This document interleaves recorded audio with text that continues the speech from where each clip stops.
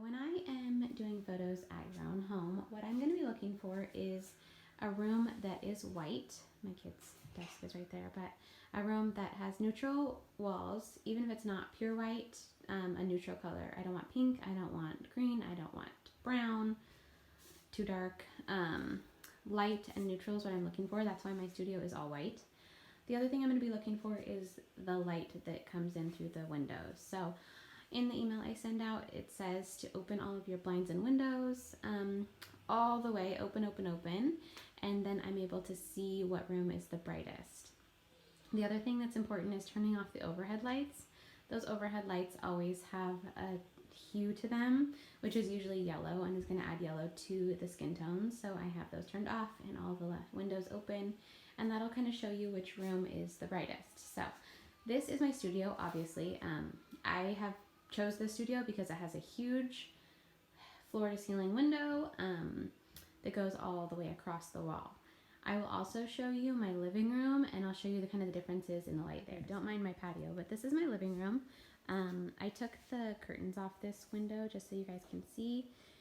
If I was using this, if this was the only space that I could find good light, you can see on the floor, like right there, is pretty good. So if I was using this space, I would just have Dad move that barbecue out of the way away from the window because that will add that shadow. So it doesn't matter what room you're using. Honestly, I've done it in a bathroom before.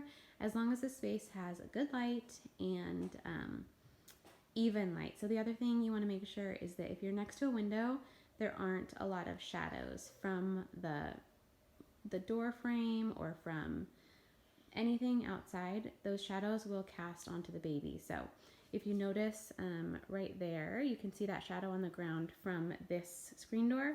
Just open that all the way up and then you'll get rid of that shadow, and you can put a blanket down right there and then just do photos right next to the window. So now that you know where to do your photos in your home, the three things that I want to recap that are most important with that are a neutral space, light colors, bright. So open all the windows, the blinds, the shutters, open them all the way, and turn off the overhead lights. Those are the most important things. And then just look for even light on the floor, because you're really going to be putting the baby on the pillow or the blanket or something on the floor to do the photos. So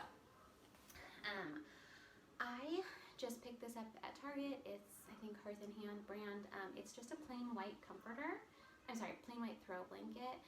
I like to find throws or blankets to use as a backdrop that have a ton of texture to them because I feel like that adds to the photo. So I keep the colors neutral, obviously white, but then I add that interesting element with texture. So what I like to do is, I'm not super perfectionist about this, so I just kind of lay it on the ground any way that looks interesting to me. I know it's kind of hard to do for yourself, but if you want to just fold it into a rectangle or a square, that's fine too. I just find that if it has a little bit more movement to it, then your photos end up looking a little bit nicer. So I just put this right on the floor, right next to the window. And then when you're doing the photos with baby, you're going to wrap using the tutorial I'm going to show you in a couple minutes. And then you're going to face baby's head towards the window. So if you want to put them parallel to the window like this, then you can just kind of tilt their head just a little bit towards the window so that all that nice even light gets on their face rather than on their side. So even right now you can see this side of my body is more lit up from the window than this side. So we want baby's nice face to be lit up like this side of my body. So just face them that way. If you want to do them horizontal this way, then you're just going to put their head here and then their feet here. Or you can do any kind of variation of that. And then you're going to shoot from, you can either shoot this direction, kind of a 45-degree angle, or you can shoot right above the baby. So just hold your phone very tightly over baby. Don't drop it, please to God. And then take a couple pictures. And if you're using all these techniques, then it should be pretty easy for me to edit them and make them look good.